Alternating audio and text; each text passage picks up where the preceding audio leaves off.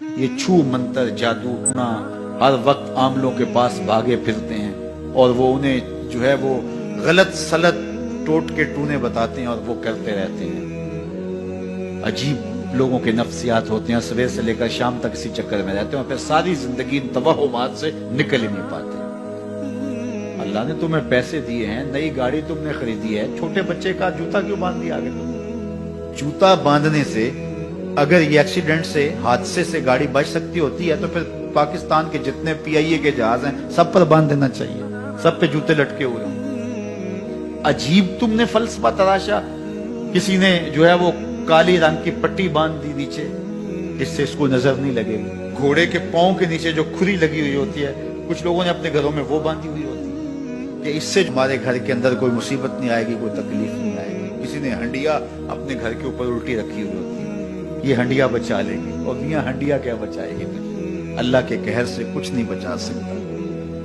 جب تمہارے اوپر کوئی مصیبت نازل ہونی ہے تو کچھ نہیں بچا سکتا۔ اگر بچنا چاہتے ہو تو پھر اللہ سے استغفار کرو، اللہ تعالیٰ کی تسبیح کرو، اللہ کی تحلیل کرو، میرے حضور پہ درود پڑھو، پھر دیکھنا کہ مصیبتیں ٹلتی ہیں یا نہیں ٹلتی۔ تو یہ خام خواہ کے رکیے، اور یہ عامل لوگ جو ہیں ان کا تو کام ہی یہی ہے، ان کا کام چلتا ہے لوگ ذوف الاعتقادی میں مبتلا رہے اور یہ کہہ دیتے ہیں کہ آپ کے خاندان میں ایک منحوس عورت ہے، یہ اس کا کیا ہوا ہے، تو کوئی نہ کوئی منحوس تو پہلے ہی انہوں نے طے کر رکھی ہوتی ہے، فوراً ذہن وہاں جا کلک ہو جاتا ہے۔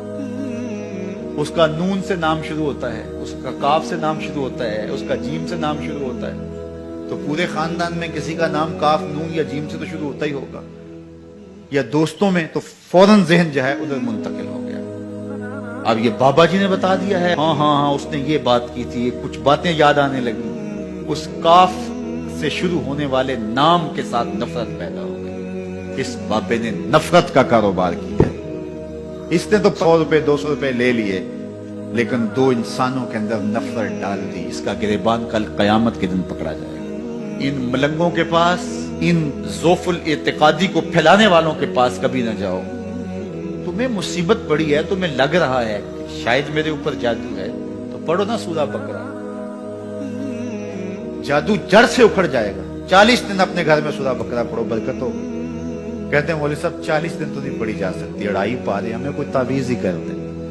ہم شارٹ کٹ چاہتے ہیں نا، روزانہ صبح 2.5 پارے سورہ بقرہ پڑھے، یہ تو ہم سے نہیں پڑھی جائے گی، تو آپ کوئی تعویذ ہی لکھ دیں۔ کاروبار میں برکت نہیں، میں کہتا ہوں پڑھو نا سورہ واقعہ، 3 رکوع ہیں، برکت ہوگی۔ ہم کہتے ہیں ہمیں تعویذ ملنا چاہیے، بس وہ ہم گلے میں رکھ لیں، بٹوے میں رکھ لیں، پرس میں رکھ لیں اور ہمارا کام ہو جائے، ہمیں کچھ بھی نہ پڑھنا پڑے، ہمیں وضو تک نہ کرنا پڑے، نماز نہ پڑھنی پڑے اور برکت ہو جائے۔ ایسے برکت تو نہیں آتی۔ اس لیے چھوڑو ان کی جان، آؤ قرآن مجید پہ آؤ، آؤ سجدوں پہ آؤ، آؤ دعاؤں پہ آؤ۔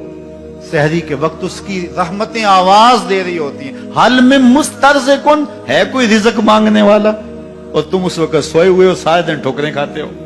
آؤ نا اس وقت جھولی پھیلا کے، ہاتھ پھیلا کے کہو مالک تو جھولیاں بھر دے، تو پھر دیکھنا کبھی کمی نہیں آئے گی، عطا فرمائے۔